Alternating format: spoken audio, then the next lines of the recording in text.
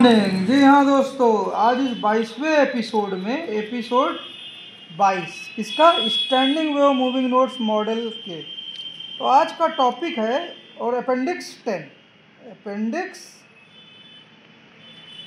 नहीं 11। तो आज का टॉपिक है स्ट्रिंग एज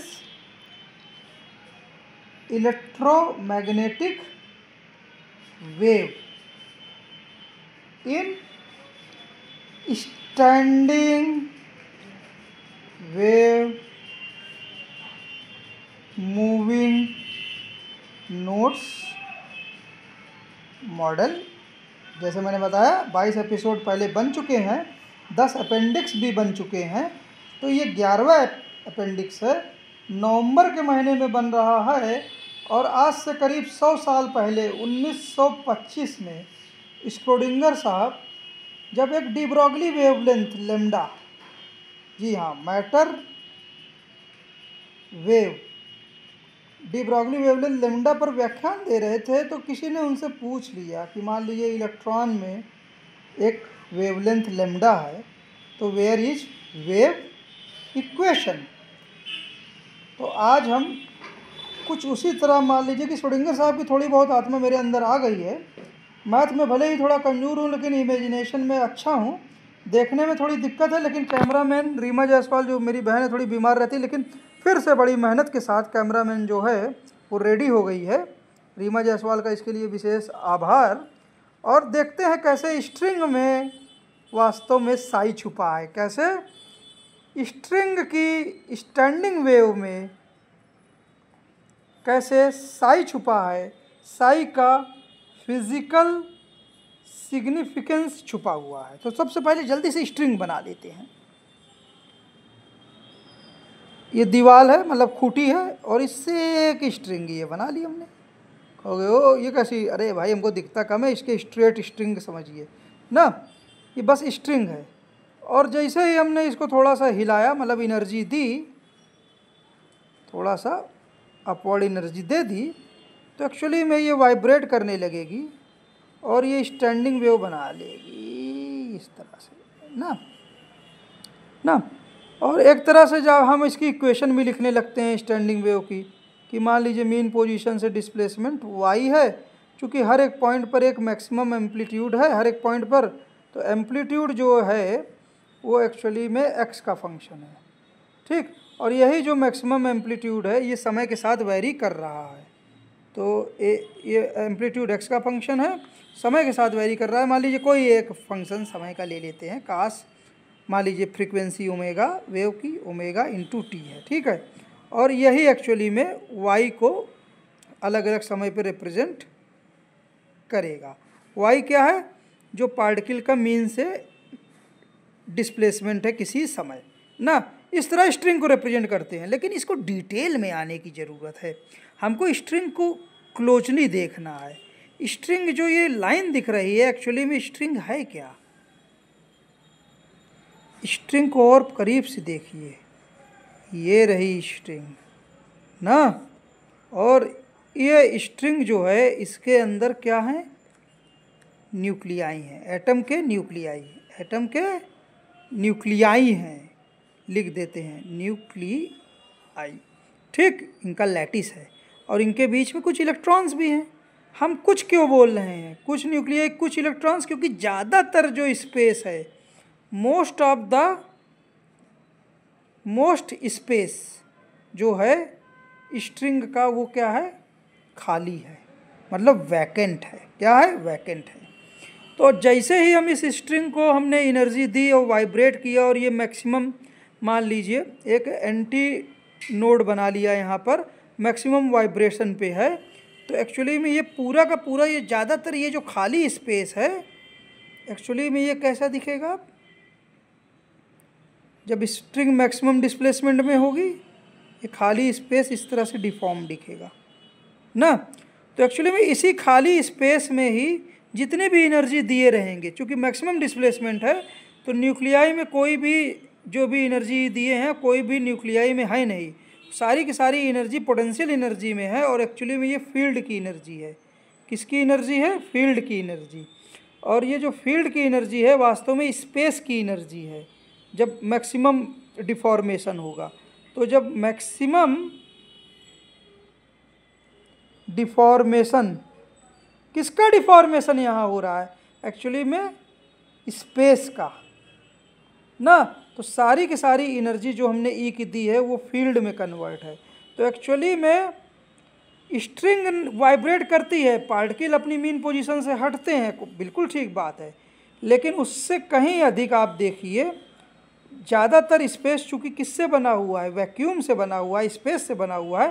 तो स्पेस का डिफॉर्मेशन होता है और स्पेस के डिफॉर्मेशन से एक्चुअली में इस स्पेस में क्या चीज़ वेरी करती है?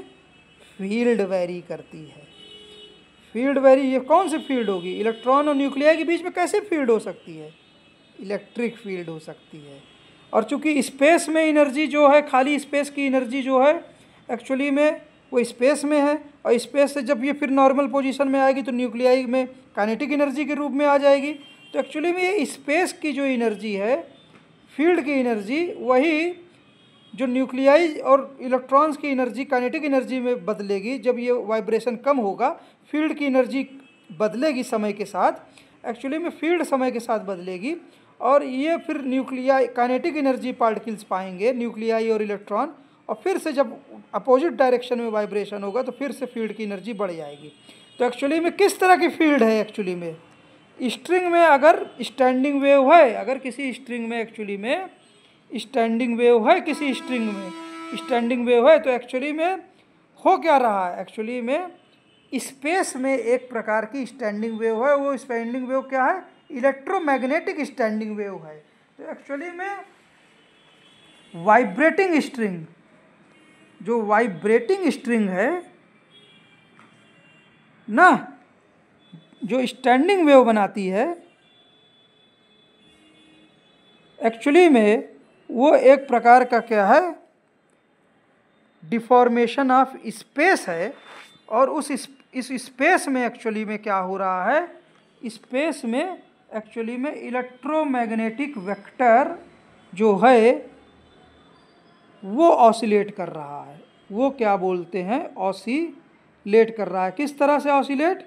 कि जैसे ये हर एक पॉइंट पर एक्चुअली में क्या ऑसिलेट कर रहा है? कौन चीज़ कर रही है हर एक पॉइंट पे ऑसिलेट?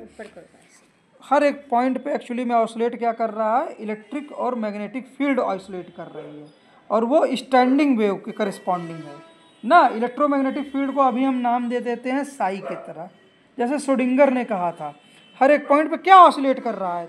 तो हम देखते हैं कि स्ट्रिंग जो एक मटेरियल जहाँ पार्टिकल ऑसिलेट करता है, एक्चुअली में वहाँ स्पेस में अंदर इलेक्ट्रोमैग्नेटिक फील्ड ऑसिलेट करती है, और वो एक वेक्टर होती है, वो साई ऑसिलेट करता है, और वो स्टैंडिंग वेव की तरह ऑसिलेट करता है। एक्चुअली में ये जो स्पेस का कर्वेचर जो आया है, अगर रस्सी आप बहुत बड़ी रस्सी ले लीजिए और बहुत थोड़ा आप एम्पलीट्यूड दीजिए, तो एक्चुअली में ये जो कर्वेचर दिख रहा है ना, दिखेगा भी नहीं ना। एक्चुअली में अगर बहुत बड़ी रस्सी ले लीजिए, बहुत थोड़ा एम्पलीट्यूड ले लीजिए, एम्पलीट्यूड ज़्यादा मत लीजिए, और रस्सी बहुत बड़ी ले लीजिए, तो ये कर्वेचर भी नहीं दिखेगा। और प्लस अगर आप एक छोटे से एरिया को देखेंगे तो स्पेस को, ये छोटा सा एरिया में स्ट्रिंग के करस्पॉन्डिंग इस छोटे से एरिया में एक्चुअली में स्पेस में क्या चीज़ वेरी हो रही है? एक्चुअली में हर एक पॉइंट पर स्पेस पे क्या चीज़ वेरी हो रही है? वो एक्चुअली में इलेक्ट्रोमैग्नेटिक वेक्टर मतलब साई वेरी कर रहा है। अब स्पेस को और करीब से देखिए, इस स्पेस में और करीब से देखिए, स्ट्रिंग के स्पेस में, तो ये लीनियर स्पेस हो गया, और समय के साथ यहाँ पर इन दो पॉइंटों के बीच में एक्चुअली में हर एक पॉइंट पे क्या वेरी कर रहा है? हर एक पॉइंट पे एक्चुअली में वेरी कर रहा है E+B, या साई वेरी कर रहा है, और वो स्टैंडिंग वेव की तरह वेरी कर रहा है। तो साई जो एक्चुअली में स्टैंडिंग वेव की तरह वेरी करेगा, तो साई किसका फंक्शन रहेगा? एक्चुअली में पोजीशन का, एक्स वाई जेड का, स्टैंडिंग वेव रस्सी में ही ना फील्ड वेरी करेगा। प्लस इसके जो साई के दो कंपोनेंट होंगे, अच्छा उस पर उसके दो कंपोनेंट होंगे, इसके साई के दो कंपोनेंट होंगे ना, इसके दो कंपोनेंट होंगे। एक कंपोनेंट को कहेंगे हम कॉस थीटा, और दूसरे कंपोनेंट को कहेंगे कि अगर एक कंपोनेंट एक दिशा में है, कोई एक दिशा, हमें नहीं पता वो दिशा क्या है, लेकिन दूसरा कंपोनेंट परपेंडिकुलर डायरेक्शन मतलब मैग्नेटिक फील्ड का डायरेक्शन में होगा, चूँकि डायरेक्शन पता नहीं है इसलिए I साइन थीटा प्लस ये क्या बोलते हैं, ये जो पूरा वेक्टर है समय के साथ वाइब्रेट करेगा, इसलिए थीटा को हम रिप्लेस कर सकते हैं ओमेगा इंटू टी के साथ में, जहाँ ओमेगा क्या है, स्टैंडिंग वेव फ्रीक्वेंसी है। तो इस तरह से समझ सकते हैं। एक्चुअली में साई जो है जब इस तरह से लिख दिया जाएगा साई ना, साई पोजीशन का फंक्शन और multiplied by e to the power, ये एक्चुअली में क्या है, e cos omega into t plus i sine omega into t, ये हो जाएगा e to the power i omega into t, Euler format में आ जाएगा। अब इसका आप टाइम डेरिवेटिव अगर ले लेंगे ना, तो एक्चुअली में ये पूरी चीज़ रिपीट हो जाएगी, ये पूरी चीज़ रिपीट हो जाएगी, साई फिर से रिपीट हो जाएगा, मल्टीप्लिकेशन में एक्चुअली में आई ओमेगा आ जाएगा। क्या आ जाएगा, आई ओमेगा आ जाएगा। मोटा मोटा कहें कि टाइम डेरिवेटिव लेने पर एक्चुअली में साई फिर से आ जा रहा है और शायद में एक फैक्टर आ जा रहा है ओमेगा, और ये ओमेगा कुछ नहीं है एक्चुअली में म्यू के करस्पॉन्डिंग है, और ये किसके करस्पॉन्डिंग है, ई बराबर एच म्यू से इनर्जी के करस्पॉन्डिंग है। तो कहने का मतलब है अगर साई का time derivative multiplied by some constant अगर हम करें तो एक्चुअली में हमको एक एनर्जी वैल्यू मिलेगी, मल्टीप्लाइड बाय साई मिलेगा। ये कुछ नहीं, ये एक्चुअली में क्या है, आइगन वैल्यू प्रॉब्लम है स्क्रोडिंगर इक्वेशन की, जिसको हमने अपने स्ट्रिंग में देखा। और साई क्या है, साई कुछ नहीं है एक्चुअली में क्या है, यह इलेक्ट्रोमैग्नेटिक वेक्टर है, दोनों का वेक्टर सम है। अब देखिए इसी स्ट्रिंग को जब आप करीब से देखेंगे तो छोटे छोटे न्यूक्लियाई और इलेक्ट्रॉन से बना हुआ है, और इस पोर्शन को जब आप और बड़ा करेंगे इस रीजन को, और बहुत बड़ी स्ट्रिंग का एक छोटा सा पोर्शन लेंगे, तो एक लीनियर रीजन में आपको कई सारे न्यूक्लियाई मिलेंगे। अब इस पोर्शन को ही और बड़ा कर लीजिए, थोड़ा सा मैग्नीफाई कर लीजिए, तो कुछ न्यूक्लियाई मिलेंगे, और इस न्यूक्लियाई के बीच में इलेक्ट्रॉन्स रहेंगे। क्या रहेंगे, इलेक्ट्रॉन्स। अच्छे से नहीं दिखा पा रहे हैं, न्यूक्लियाई को और मोटा कर लीजिए। दिख रहा है? हाँ, हमको तो नहीं दिख रहा ना, हमको तो देखने में दिक्कत है। और इनके तरफ वैलेंसी इलेक्ट्रॉन कर लीजिए, क्योंकि जो क्लोज वाले इलेक्ट्रॉन हैं वो न्यूक्लियाई के बगल में एकदम क्लोज्ड हैं, अभी हम उस पर नहीं जाएंगे। लेकिन ये जो इलेक्ट्रॉन्स है वैलेंसी वाले और ये न्यूक्लियाई हैं, इन्हीं के स्पेस में एक्चुअली में साई 3 डायमेंशनल स्टैंडिंग वेव बनाता है, एक्स वाई जेड ना, जिसका मैग्नीट्यूड है एम्पलीट्यूड, और ये समय के साथ आई ओमेगा इंटू टी के साथ वेरी करता है। और इस साई के एक्चुअली में 2 कंपोनेंट है। अब एक सिंगल न्यूक्लियाई पे आ जाइए आप, एक सिंगल न्यूक्लियाई पे, ये सिंगल न्यूक्लियाई मान लीजिए, और ये सिंगल न्यूक्लियाई मान लीजिए क्या है, सिंगल न्यूक्लियाई, और उसके बगल मान लीजिए वैलेंसी में केवल एक ही इलेक्ट्रॉन है पर न्यूक्लियाई, तो एक इलेक्ट्रॉन, क्या है, एक इलेक्ट्रॉन। अब इस एक इलेक्ट्रॉन और इस एक न्यूक्लियाई के मध्य एक्चुअली में इस रीजन में क्या है, स्टैंडिंग वेव है। क्या है, स्टैंडिंग वेव है। और इस रीजन पे हर एक पॉइंट पे क्या वेरी कर रहा है, साई वेरी कर रहा है ना।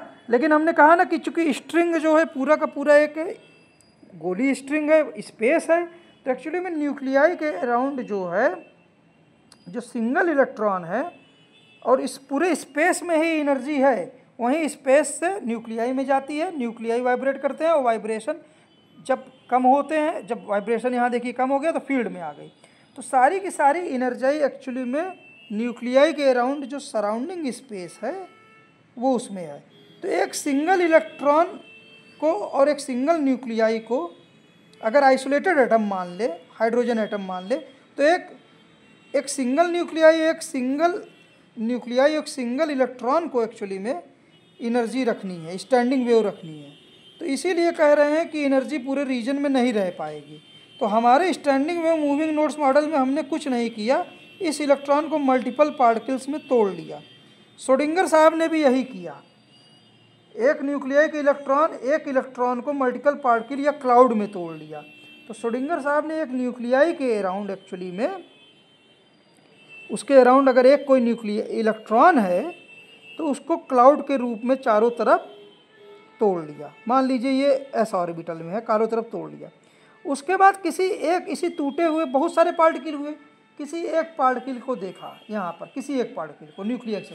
अब इनके मध्य स्टैंडिंग वेव है, क्या है, इनके मध्य स्टैंडिंग वेव है इस पूरी रेखा पे, और यहाँ पे क्या फ्लक्चुएट कर रहा है, साई वेक्टर। और ये स्टैंडिंग वेव कोई और नहीं है, इलेक्ट्रोमैग्नेटिक वेक्टर है। न्यूक्लियाई है, इलेक्ट्रॉन का छोटा सा पार्टिकल है, इलेक्ट्रोमैग्नेटिक वेक्टर है, स्टैंडिंग वेव है। ये देखिए स्टैंडिंग वेव है। तो एक्चुअली में साई किस दिशा में एक्चुअली में फ्लक्चुएट करेगा, जाहिर सी बात है इस पॉइंट से जो पास होने वाला परपेंडिकुलर प्लेन है, एक्चुअली में इसी प्लेन में जो साई वेक्टर है वो फ्लक्चुएट करेगा ना। इसको फिगर को और अच्छे से हम रिप्रेजेंट करना चाहते हैं, कहीं खाली जगह अगर इस पन्ने में मिल जाए, क्योंकि और पन्ने अवेलेबल नहीं है। ये देखिए और ऊपर जाओ, हाँ ये ठीक, हाँ। ये रहा मान लीजिए न्यूक्लियाई, इलेक्ट्रॉन जो क्लाउड के रूप में टूट गया है, और हम किसी एक पॉइंट पे एक्चुअली में अब इस क्लाउड के डिस्ट्रीब्यूशन में किसी एक पार्टिकल पे, उसके एक छोटा सा पार्टिकल यहाँ पे भी है, मान लीजिए यहाँ पे मान लीजिए यहाँ फोकस करते हैं, इनके मध्य स्टैंडिंग वेव है। क्या है, स्टैंडिंग वेव है। तो क्या चीज़ वेरी कर रही है किसी पॉइंट पर, एक्चुअली में वेरी कर रही है साई वेक्टर, इलेक्ट्रोमैग्नेटिक वेक्टर। और ये वेक्टर किस प्लेन में है, जो न्यूक्लियाई और पार्टिकल के बीच का परपेंडिकुलर प्लेन है ना। तो इसको हमने खींच दिया इस तरह से ना। अब इसके दो वेक्टर हैं, एक वेक्टर जो है इस लाइन के इसी कागज़ के प्लेन में, इसी परपेंडिकुलर प्लेन में, एक्चुअली में इस लाइन के परपेंडिकुलर है, इस लाइन के इसको कहा ई वेक्टर। और एक जो वेक्टर है इसी परपेंडिकुलर प्लेन में ई वेक्टर के परपेंडिकुलर है, जिसे डॉट डॉट से रिप्रेजेंट करेंगे, उसको कहा बी वेक्टर ना। अगर हमने अब जैसा हम मान लीजिए दूसरा पॉइंट ले लें, क्योंकि क्लाउड चारों तरफ है, तो एनालिसिस जब करेंगे तो दूसरा पॉइंट मान लीजिए यहाँ पे है, तो यहाँ पर फिर साई ऑसिलेट करेगा वेक्टर के रूप में ना। लेकिन जो परपेंडिकुलर प्लेन है, अब उसकी जो दिशा होगी इसके पैरेलल नहीं होगी, क्योंकि वो रेडियाई कहीं भी हो सकता है। तो प्लेन का जो ओरिएंटेशन है वो फिक्स नहीं है, लेकिन जो भी वेक्टर होगा उसके दो कंपोनेंट होंगे। एक न्यूक्लियाई और पार्टिकल से मिलने वाली रेखा के परपेंडिकुलर वेक्टर जो इसी प्लेन में होगा, जिसको हम ई से रिप्रेजेंट करेंगे, और एक उसके परपेंडिकुलर होगा जिसको हम बी से रिप्रेजेंट करेंगे। चूँकि प्लेन की ओरिएंटेशन फिक्स नहीं है, तो ई की ओरिएंटेशन फिक्स नहीं रहेगी, ना कि बी की रहेगी। लेकिन ई और बी की जो रिलेटिव ओरिएंटेशन रहेगी, ई और बी की जो रिलेटिव ओरिएंटेशन रहेगी, ई मतलब ये देखिए बी है और ये क्या है, ई और बी की रिलेटिव ओरिएंटेशन हमेशा परपेंडिकुलर की रहेगी। तो एक्चुअली में, और ये जो ई और बी हैं ये समय के साथ भी फ्लक्चुएट करेंगे। तो एक्चुअली में जो साई है वो साई के जो हमने दिखाया है यहाँ पर, साई कहाँ लिखा है, साई जो इक्वेशन लिखी हुई है ये इधर, हाँ हमको देखने में लिखा, हाँ।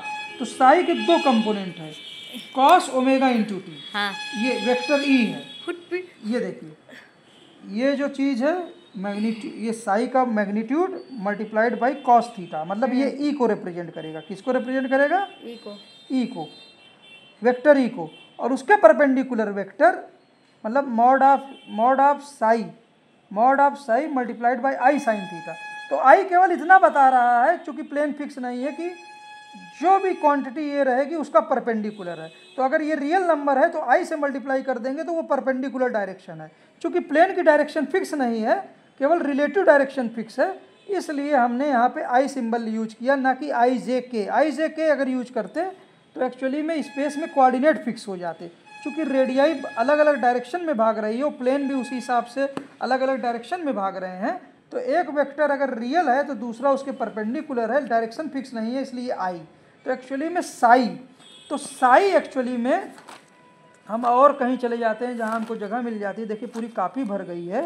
तो एक्चुअली में जो साई है ना, एक्चुअली में ये जो साई है, उस साई ये इलेक्ट्रोमैग्नेटिक वेक्टर है, ये स्ट्रिंग में भी यही साई रहता है, और ये जो साई है ये एक्चुअली में ये स्ट्रिंग और ये जो है ये पोजीशन का फंक्शन है मल्टीप्लाइड बाई एक फैक्टर जो है कॉस ओमेगा इंटू टी, ये कहीं ना कहीं ई है, और दूसरा जो है आई साइन ओमेगा इंटू टी, और इसके करस्पॉन्डिंग इसको मल्टीप्लाई कर दीजिए फिर से साई से ना, ये एक्चुअली में वेक्टर बी है ना। एक्चुअली में ये जो साई है, ये साई को जो हमने रिप्रेजेंट किया है position multiplied by e to the power i omega, इसका अगर एनर्जी ऑपरेटर लेंगे मतलब del by del t multiplied by some constant, तो एक्चुअली में हमको एनर्जी मिलेगी मल्टीप्लाइड बाई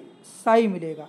अब फिर से स्ट्रिंग पे आ जाते हैं, हमें जहाँ जगह होगी वहाँ पे हम बताने की कोशिश करेंगे। एक्चुअली ये रहा ना, ऊपर से करो। हाँ फिर से देखिए स्ट्रिंग पे आ जाते हैं। तो ये स्ट्रिंग है, क्या है स्ट्रिंग।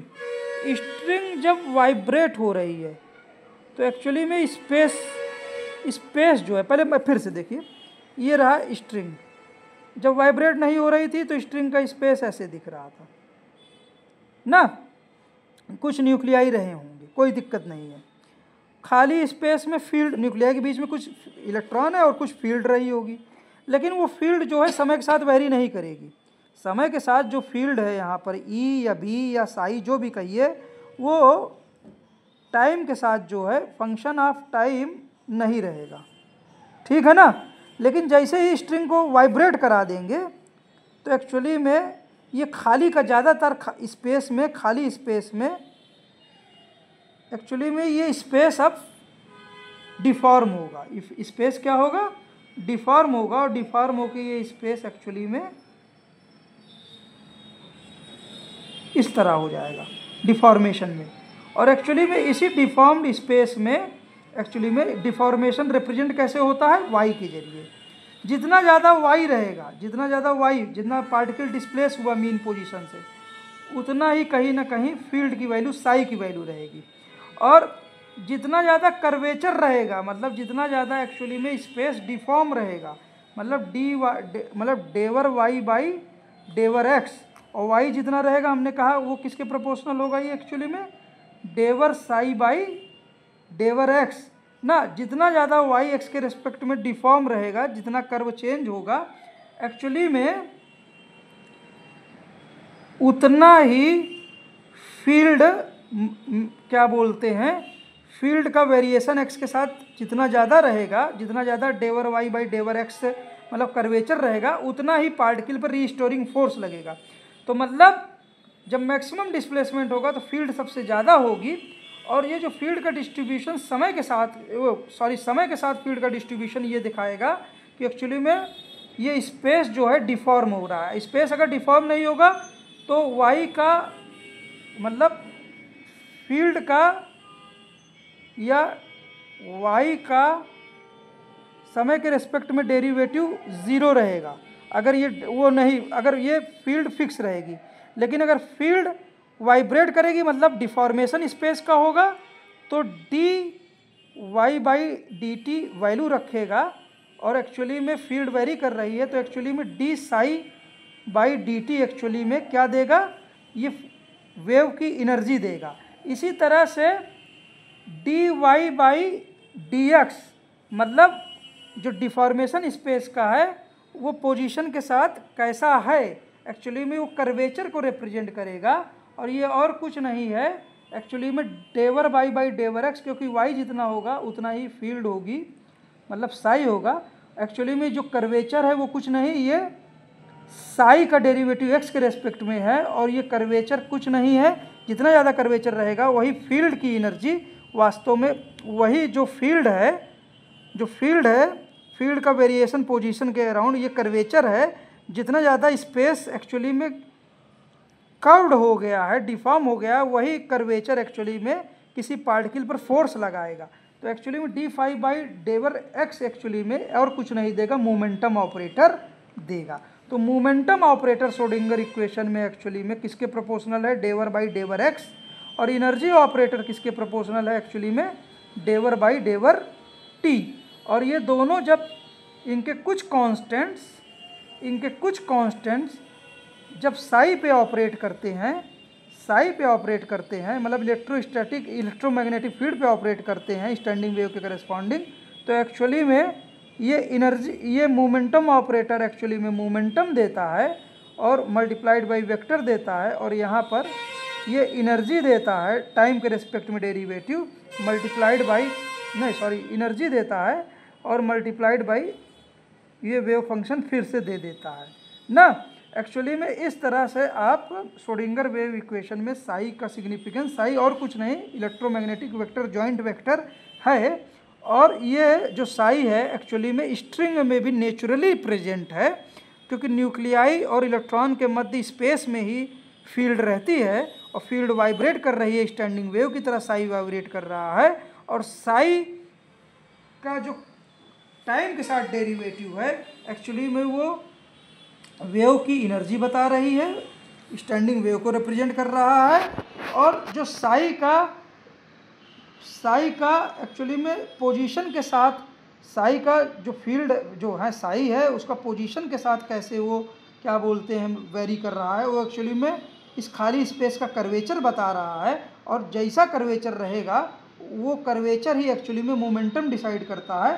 तो साई का पार्शियल डेरिवेटिव एक्चुअली में एक्स के रिप्रेजेंट में या वाई या जेड या 3D है, इन तीनों के रिप्रेजेंट में डेरिवेटिव एक्चुअली में मोमेंटम को रिप्रेजेंट करेंगे एक्स वाई और जेड डायरेक्शन में 3D में, और टाइम के डेरिवेटिव एक्चुअली में स्टैंडिंग वेव की एनर्जी को रिप्रेजेंट करेगा। इस तरह से इक्वेशन बनती है, और किसी भी पॉइंट पर एक्चुअली में एनर्जी जो भी रहेगी एक्चुअली में दो पार्टों में होगी, काइनेटिक एनर्जी न्यूक्लियाइज की प्लस दूसरा आपकी फील्ड की एनर्जी पोटेंशियल एनर्जी, और करस्पॉन्डिंग ऑपरेटर्स अब दोनों तरफ अगर साई से गुणा कर दीजिए तो एक्चुअली में दोनों तरफ साई से गुणा हो जाएगा। हमको देखने में दिक्कत है इसलिए दिखा नहीं पा रहे हैं। तो टोटल एनर्जी किसी भी पॉइंट पे स्पेस में क्या रहेगी, kinetic energy plus potential energy, और दोनों तरफ अगर साई से गुणा कर दीजिए ना, तो एक्चुअली में ये E इंटू साई, ये कुछ नहीं आइगन वैल्यू गुणा फंक्शन साई,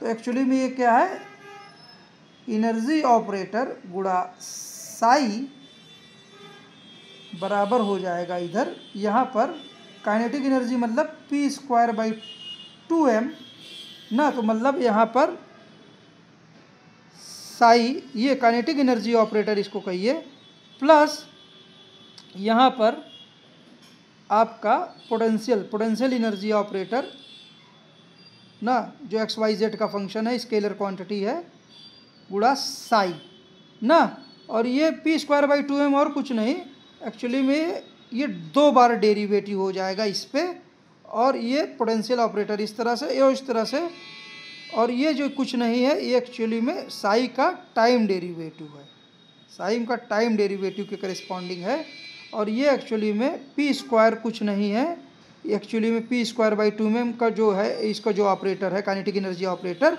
एक्चुअली में ये और कुछ नहीं है डेवर/डेवर x² का करस्पॉन्डिंग डेरिवेटिव है साई पे ना। तो इस तरह से श्रोडिंगर वेव इक्वेशन हम रिप्रेजेंट करते हैं। दरअसल इलेक्ट्रॉन हमारे मॉडल में या श्रोडिंगर साहब के मॉडल में, उनका मॉडल कहिए, एक तरह से मल्टीपल पार्टिकल या क्लाउड में टूटा है और इनके मध्य एक्चुअली में स्टैंडिंग वेव है, और अगर कोई इलेक्ट्रॉन अगर काइनेटिक एनर्जी अगर सिंगल पार्टिकल के अराउंड काइनेटिक एनर्जी है इलेक्ट्रॉन में 1/2 mv², एक्चुअली में मल्टीपल पार्टिकल्स है, तो पार्टिकल्स में काइनेटिक एनर्जी तो है लेकिन बीच में स्टैंडिंग वेव भी है। तो एक इलेक्ट्रॉन जो सिंगल पार्टिकल की तरह देखते हैं वो गलत है, कोई भी फ्री इलेक्ट्रॉन है तो मल्टीपल पार्टिकल्स में बना हुआ है, उसमें काइनेटिक एनर्जी तो होगी लेकिन इनहेरेंट एक प्रकार की स्टैंडिंग वेव से रिलेटेड में एनर्जी होगी, इनहेरेंट स्टैंडिंग वेव की करस्पॉन्डिंग एनर्जी होगी, तो वो इंटरनल एनर्जी भी होगी, और इंटरनल एनर्जी काइनेटिक एनर्जी में कभी कभी थोड़ा पार्ट इंटरनल एनर्जी अगर काइनेटिक एनर्जी में कन्वर्ट हो जाएगा, तो इलेक्ट्रॉन अगर सिंगल पार्टिकल में कुछ काइनेटिक एनर्जी लेकर जिस बैरियर को नहीं पास कर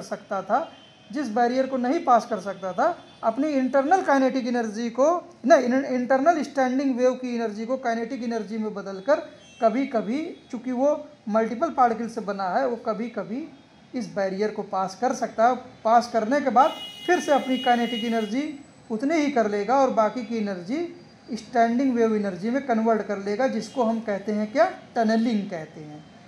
तो उम्मीद है ये एपिसोड पसंद आया। दरअसल कोई भी इलेक्ट्रॉन अगर फेमेन डायग्राम के तहत देखें तो कोई भी इलेक्ट्रॉन एक सिंगल जो फंडामेंटल पार्टिकल है, कोई भी फंडामेंटल पार्टिकल इलेक्ट्रॉन वो कई, दिमाग एकदम क्लोज दिखाना, वो कई मल्टीपल पार्टिकल से बना हुआ है और इनके मध्य क्या है, वास्तव में स्टैंडिंग वेव है। तो कोई भी इलेक्ट्रॉन जो एक्चुअली में बना है, इलेक्ट्रॉन जिसे हम सिंगल पार्टिकल समझते हैं, वो एक तरह से स्टैंडिंग वेव फील्ड में है, स्टैंडिंग वेव फील्ड में है, जिसमें, और ये फील्ड किससे बनी हुई है, इलेक्ट्रोमैग्नेटिक वेव से बनी हुई है। कहने का मतलब ये फोटॉन्स के जरिए ये फील्ड बनी है, और वही फोटॉन जो स्टैंडिंग वेव बना रहे हैं इस रीजन में, कुछ जगह पर जैसे पिछले एपिसोड बताया कुछ पार्टिकल्स भी बना ले रहे हैं, ये नोड का काम करते हैं। इन नोड्स के मध्य एक्चुअली में फील्ड होती है, और एक्चुअली में ये फील्ड बार बार मास एनर्जी कन्वर्जन करते हैं, तो पार्टिकल्स वाइब्रेट करते हैं और थोड़ा थोड़ा आगे बढ़ते भी रहते हैं। तो फेमेन डायग्राम में हम यही मानते हैं कि इलेक्ट्रॉन जो है वो एक्चुअली में एक फील्ड में चल रहा है, एक स्टैंडिंग वेव फील्ड में चल रहा है। उसका कहने का मतलब ये है कि मल्टीपल पार्टिकल्स स्टैंडिंग वेव के ओवरलैप से बने हैं, उनके बीच में बाकी की एनर्जी स्टैंडिंग वेव के फॉर्म में है, और यही मास एनर्जी कन्वर्जन आगे बढ़ता रहता है। यही इलेक्ट्रॉन, इसके पार्टिकल्स एक्चुअली में मास एनर्जी कन्वर्जन से आगे बढ़ते हैं और इनके मध्य स्टैंडिंग वेव होती है, जो फेमेन डायग्राम रिप्रेजेंट करने की कोशिश करता है। हमने एक तरह से फेमेन डायग्राम को एक्चुअली में उसको भी एक्सप्लेन करने की कोशिश की। कॉम्प्लेक्स प्लेन और कुछ नहीं है, एक्चुअली में वो प्लेन है जिसमें साई एक्चुअली में रोटेट कर रहा है, या साई के दो कंपोनेंट ई और बी फ्लक्चुएट कर रहे हैं, और चूंकि अलग न्यूक्लियस के अलावा जब सिमेट्री लेंगे तो वो प्लेन की डायरेक्शन बदल जाती है, इसलिए डायरेक्शन नहीं दे पाते हैं। कोई एक डायरेक्शन अगर ई की है तो जस्ट परपेंडिकुलर डायरेक्शन वो बी की है, इसलिए साई कॉस थीटा एक डायरेक्शन में है, उसको रियल नंबर से रिप्रेजेंट कर देंगे। लेकिन जो भी परपेंडिकुलर डायरेक्शन है वो रिलेटिव है, कोई डायरेक्शन दिए नहीं आई जे के, तो इसलिए एक कॉम्प्लेक्स नंबर आई कर देंगे। तो साई आई साइन थीटा एक्चुअली में परपेंडिकुलर वेक्टर होगा, और वो थीटा जो है कुछ नहीं omega into T fluctuating vector है। तो इस तरह से हमने physical significance Schrodinger wave equation को फेमेन डायग्राम को भी रिप्रेजेंट करने की कोशिश की।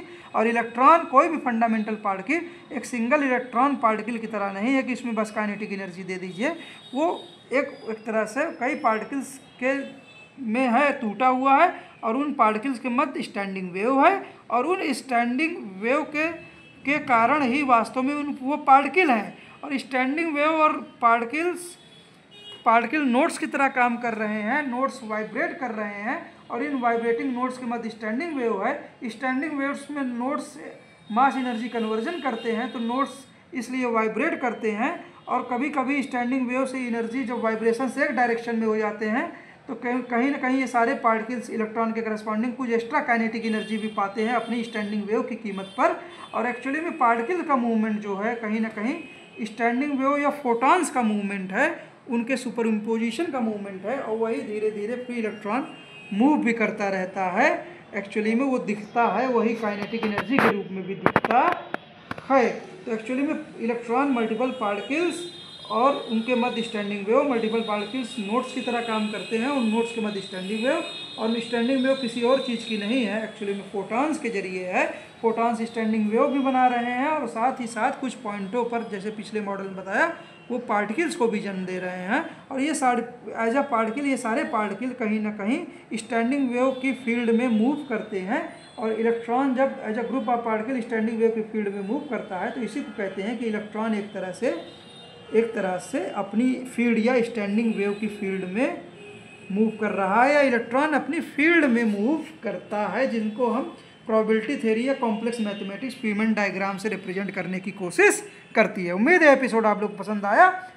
ये एपिसोड कुछ समय में यूट्यूब में अपलोड हो जाएगा। लाइव एपिसोड फेसबुक में है, थोड़ा सा कर्वेचर लिखते समय मैंने डबल डेरिवेटिव लिख दिया था, उसको आप सिंगल डेरिवेटिव समझिए, थोड़ा सा मैथ भी वीक है, बस आप ये समझिए हमारी। और आपकी दिक्कत के कारण हम कायदे से रीड नहीं कर पा रहे हैं, लेकिन किसी तरह से श्रोडिंगर वेव इक्वेशन को सेंटेनरी ईयर में एक्चुअली में हम फिजिकल सिग्निफिकेंस देने की कोशिश कर रहे हैं। कैमरामैन हमारी बहन रीमा जायसवाल है, बहुत बीमारी की हालत में वो इसको रिकॉर्ड कर रही है, उसका बहुत बहुत आभार। जय हिंद, जय भारत, जय विश्व। Thank you sir.